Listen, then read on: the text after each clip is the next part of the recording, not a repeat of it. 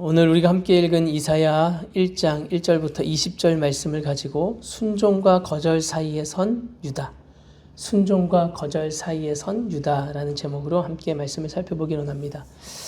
오늘부터 우리가 이사야 말씀을 묵상하게 되어지는데 1절에서 소개하는 것처럼 우시야 때부터 이 히스기야 시대까지 하나님의 선지자로 섬겼던 이 아모스의 아들 이사야, 그 이사야가 유다와 예루살렘에 관하여 본 계시라고 하죠. 북이스라엘보다는 이 남유다에 초점을 맞추어서 이 남유다 백성들을 향해 하나님께서 말씀하시는 이 말씀을 이사야가 백성들에게 고하고 하나님의 말씀을 전하는 그런 본문을 우리가 함께 살펴보게 될 텐데, 이사야서는 하나님의 백성을 향하여서, 특히 유다를 향하여서 그들의 반역, 그들의 죄악에 대해서 신랄하게 고발하는 내용이 계속 쭉 나와요. 근데 사실 이 고발함은 이 이사야가 하나님께 이 유다가 지금 이렇게 하고 있어요 라고 고발하는 고발이 아니라 반대죠. 지금 하나님께서 이 이사야를 통해 이 유다의 실체를 유다에게 고발하시는 거예요. 너희를 보니 배은망덕한 자식과 같다. 소나 나귀보다 못한 범죄한 나라, 허물진 백성, 행악의 종자, 행위가 부패한 자식이라고까지 표현하시면서 그들의 연약함, 그들의 죄악됨을 고발하시는 거죠. 사실 자기의 백성, 자기의 자녀를 향하여서 이렇게까지 말하는 아버지의 마음을 우리가 좀 볼 수 있어야 하지 않겠나 하는 생각을 하면서 이사야서를 이제 묵상하게 되는 것 같아요. 이런 말 많이 하잖아요. 오죽하면 그렇게 하겠냐. 이게 오늘 본문을 통해서 우리에게 말씀하시는 하나님의 심정이 아닐까. 오죽하면 자기 백성이요, 자기 자녀인 이 유다를 향하여서 죄악의 백성이라, 악한 백성이다, 죄가 너희들 안에 관영했다라고 적나라하게 말씀하실 수밖에 없는가. 사실 이 죄악으로 인하여서 빚어진 결과이지만 이 유다의 상태, 오늘 본문에서 이야기해주고 있는 유다의 상태는 참 비참해요. 5절 하반절부터 보시면 그들의 상태에 대해서 자세하게 이야기해요. 온 머리는 병들었고 온 마음은 피곤한 상태예요. 발바닥에서 머리까지 성한 곳이 하나도 없고 상한 것과 터진 것과 새로 맞은 흔적밖에 없다. 그것을 아무리 짜고 싸매고 기름으로 부드럽게 해도 부드럽게 함을 받지 못하는 상태가 되어진, 회복 불가한 상태가 지금 이 유다의 상태라고 이야기하시는 거예요. 너희의 땅은 황폐했어요. 너희의 성읍은 불탔고 토지는 다 이방인에게 삼켜짐 당했고 이방인에게 파괴된 것처럼 황폐했다. 너희의 상태는 어떠냐? 딸 시온이라고 부르시면서 포도원의 망대, 이 참외밭의 원두막같이 에워싸인 성읍같이 겨우 남았다. 이 원두막이라는 표현은요, 예전에는 이제 성 안에서 이제 밭으로 나가서 이제 농사를 짓고 다시 성 안으로 들어와서 다시 보호를 받아야 되니까, 집이 있으니까. 근데 이 성과 밭의 거리가 멀 경우에 그 오고 가는 수고를 덜기 위해서 그 중간에 원두막 같은 걸 좀 지어놨다는 거예요.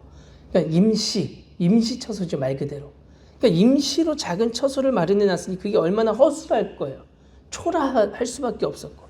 근데 지금 유다 너희들이 있는 너희의 성, 너희의 처지, 너희의 상황이 그렇게 초라하다라고 이야기하시는 거죠. 그러면서도 하나님은 이 유다를 딸 시온이라고 부르고 있죠. 여러분도 딸을 가지고 계시면, 딸을 있으시면 아시겠지만, 딸이라고 표현하시는 하나님의 이 마음은 너무 그 연약한 대상인 노심초사하게 되고 혹여나 어떤 일을 당하지 않을까 그런 걱정이 되는 대상이 딸인데 지금 유다를 향하여서 딸 시온이라고 부르고 계시는 아버지의 마음을 우리가 좀 깊이 생각할 수 있으면 좋겠다는 생각이 들어요. 왜 이렇게 비참한 상태가 되었는가? 본문은 그 이유에 대해서도 설명을 해주고 있어요. 2절에서 너희가 나를 거역했다라는 거야. 첫 번째, 이 비참한 상태가 된 이유는 너희가 나를 거역했다는 거야. 내가 내 자식을 양육하듯이 너희를 양육했는데 너희가 나를 거절하고 거역했다. 3절에서는 소나 나귀도 그 주인에 대해서 알고 그 임자가 어디에 있는지 그 주인의 구유가 어디 있는지를 아는데 너희는 도무지 그걸 깨닫지 못한다. 참 짐승에 비유해서 말하는 아버지의 마음이 얼마나 아프겠어요. 아프지만 적나라하게 너희의 상태를 이야기하는 거예요. 너희 왜 이렇게 내 마음을 모르니? 내가 어떤 마음을 가지고 있고 내 뜻이 무엇인지 도무지 깨닫지 못하고 있는 이 이유 때문에 너희가 지금 이 비참한 상태가 되었다는 거예요. 4절에서는 너희가 나를 멀리하고 물러갔다. 나를 거역하는 것에서 멈추지 않고 내가 무슨 생각을 하는지 내가 어디에 있는지 깨닫지 못하는 것 더 나아가서 이 모든 것에서 나에 대해서 멀리하고 물러가서 결국에는 범죄한 나라, 허물진 백성, 행악의 종자, 행위가 부패한 이 죄의 노예가 되어져 버렸다고 지금 이야기하시는 거죠. 유다의 이 비참한 모습, 이 비참한 배후에는 어쩌면 이 문제 행위가 있었고 이 문제 행위에 대한 하나님의 내버려 두심이 있었던 것 같아요. 이 내버려 두심은 뒤에서 한 번 더 말씀드리겠지만 기다리신 거거든요, 사실. 기다리시면서 그냥 내버려 두시는 거예요. 왜요? 내 딸이고 내 자녀니까. 9절의 표현을 보면요. 만군의 여호와께서 이렇게 시작하죠. 그러니까 이 모든 상황, 이 비참한 상황에 처해진 이 모든 것도 사실은 이 상황의 주도권, 이렇게 지금 그들이 처해져 있지만 그럼에도 불구하고 이 모든 상황의 주도권을 잡고 계시는 분은 하나님이신 거예요. 그러니까 하나님에게로서부터 벗어난 적이 없는 사람들이 이 백성들인 거죠. 참 귀하죠. 참 하나님 편에서 생각하면 너무 안심되는 일인 것인데 그럼에도 불구하고 지금 이 비참한 상황에 있는 거예요. 그 만군의 여호와께서 지금 주도권을 가지고 있음에도 불구하고 이 비참한 상태에 되었는데 그나마 우리를 위하여 생존자를 조금 남겨두셨기 때문에 지금 이 정도 상태인 거죠. 그렇지 않았다면 우리가 소돔과 고모라 같다. 가장 악한 사람들의 대명사, 완전히 죄 덩어리, 그렇게 죄 가운데서 멸망당한 소돔과 고모라와 같이 다르지 않을 거다 이라고 얘기하는 거죠. 그럼에도 불구하고 이 비참한 상태고 이 패역한 행악의 종자의 허물진 백성으로 말씀하고 계심에도 불구하고 유다 입장에서는 억울하다고 할 만한 이유가 하나 있는데 그게 뭐냐? 유다 백성들이 스스로 그나마 내가 좀 선한 일이 있다라고 여길 수 있는 게 있는데 그게 제사였죠. 꾸준히 제사해 왔어요. 꾸준히 지속적으로 우리가 예배해오지 않았느냐 하고 하나님께 반문할 수 있는 것이 이들에게 있었단 말이에요. 성막에서 하나님 앞에 계속해서 제사해 왔단 말이에요. 그런데 여기도 상당한 오해인 거죠. 이스라엘 백성들의 입장에서만 생각이었어요. 사실 하나님은요. 아까 우리가 살펴본 것처럼 2절, 3절, 4절에서 나온 이 문제 행위, 그들의 문제 행위는 그냥 내버려 두실 수 있는 상태의 문제 행위들이었어요.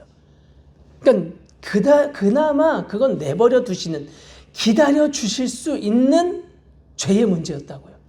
그러나 이 이스라엘, 유다가 스스로 선하다고 여기고 꾸준하게 내가 섬겨왔다라고 말하는 이 제사는 오히려 11절, 12절에서 더 적나라하게 비난할 수밖에 없는 그런 문제 중의 문제. 여호와께서 말씀하시되 너희의 무수한 재물이 내게 무엇이 유익하냐. 순양의 번제와 살찐 짐승의 기름에 배불렀고 숫소장하지 어린 양 순염소의 피를 내가 기뻐하지 않는다. 너희가 내 앞에 보이러만 오고 있지 않냐. 이것을 누가 너희에게 요구했냐. 내 마당만 밟을 뿐이다. 그나마 너희가 나를 향해서 유지해 오고 있다고 한 이거 나 진짜 싫다라고 지금 이야기하시는 거죠. 이것에 대해서 5절 하반절부터 6절까지 보면 그렇게 언급하신 거예요. 너희가 어찌하여 매를 더 맞으려고 폐역을 더 거듭하냐. 이 이후에 나오는 이 매를 더 병들었고 피곤하고 상하고 터지고 이 이스라엘의 비참한 상태에 대해서 말씀하신 것 같은데 동시에 그들의 재물도 이와 같은 상태, 그들의 제사도 이와 같은 상태의 제사였던 거죠. 너희가 계속해서 드리고 있는 그 예배, 그 제사가 어떤 가운데 드려지는 제사였냐? 이 죄 가운데 드려지는 제사였다라는 거예요. 죄의 문제를 해결하지 않고 나에게 나아오는 것은 내가 너무나도 견딜 수가 없다라고 지금 말씀하시는 거예요. 제가 그러면서 좀 스스로 묵상하면서 살펴봤던 게 뭐냐면 여러분에게도 있지 않을까 싶어요. 저에게도 있거든요. 목사인 저에게도. 끊어내지 못하는 지속적인 어떤 이 연약함의 문제, 죄의 문제 이런 거요. 용서하지 못한 상태, 끊어버리지 못한 상태.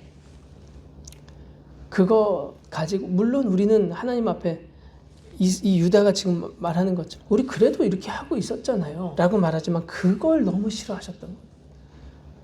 어쨌든 하나님은 오늘 본문을 시작하시면서 유다에게 3가지를 요구하세요. 첫 번째는 13절부터 15절까지 너희의 이 헛된 재물을 나에게 더 이상 가져오지 마라 하는 거예요. 이 피 묻은 제사 나 너무 가증히 여기고 너희가 그렇게 악을 행함으로 그 악을 행한 그 손으로 드리는 제사가 나는 너무나 싫고 나에게 이제 너무 무겁다. 이제 거기에 지쳤다. 곤비하다라고 이야기하세요. 너희가 손을 펼 때에 내가 더 이상 너희 안 듣겠다. 손을 편다는 표현은 손바닥을 펴서 뭔가를 우리에게 채워주시기를 원하는 요구하는 모습이죠. 나 못 들어주겠다는 거죠. 너희의 손에 뭐가 묻었나 보라는 거예요. 그 손에 피가 가득한 상태로 드리는 헛된 죄물, 헛된 간구는 더 이상 나 안 듣겠다. 더 이상 하지 마라. 중단.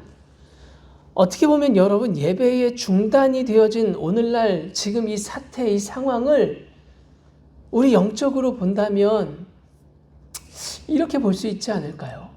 네. 저는 그렇게 우리가 볼 수 있어야 하지 않겠나 하는 생각이 들어요. 중단, 잠깐 정지.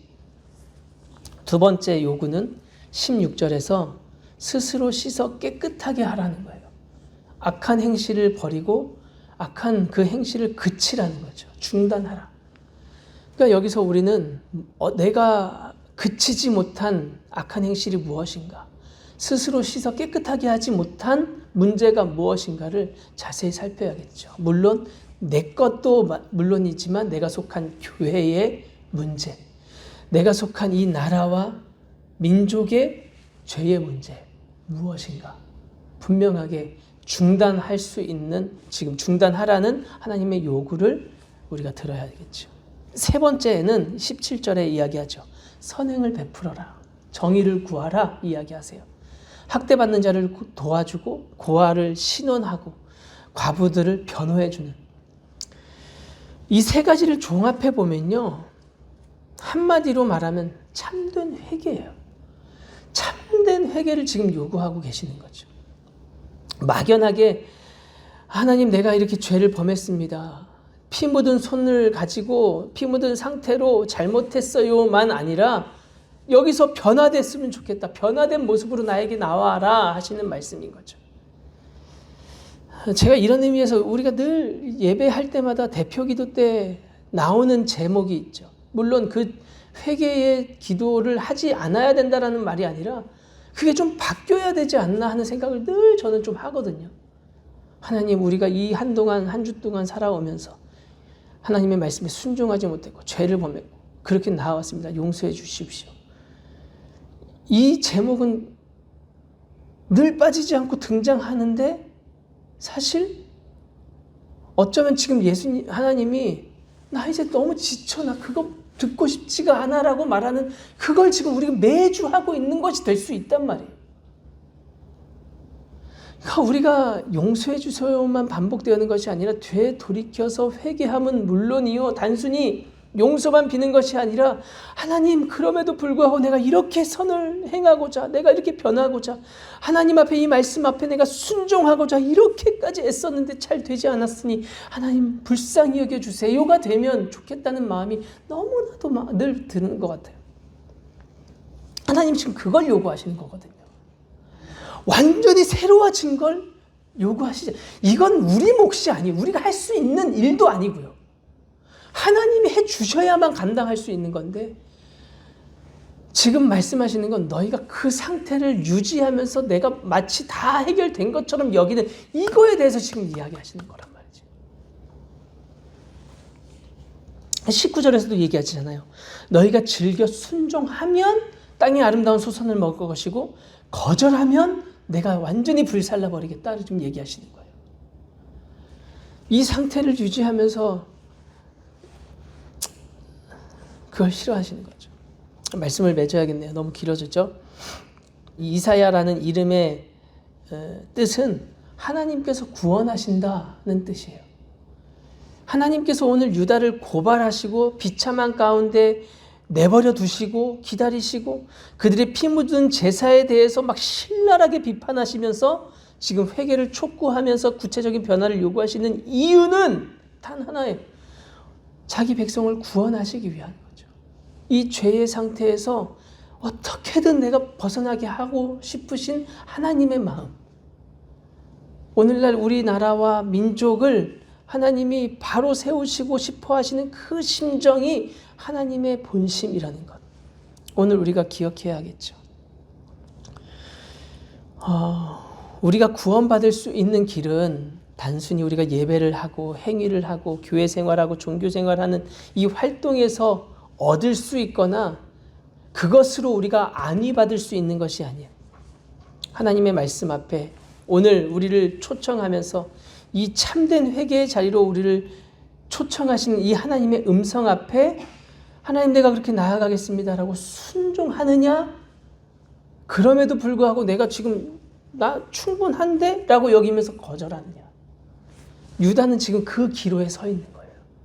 그 기로에 서 있는 유다를 향하여서 하나님은 다시 한번 촉구하면서 초청하시는 거죠.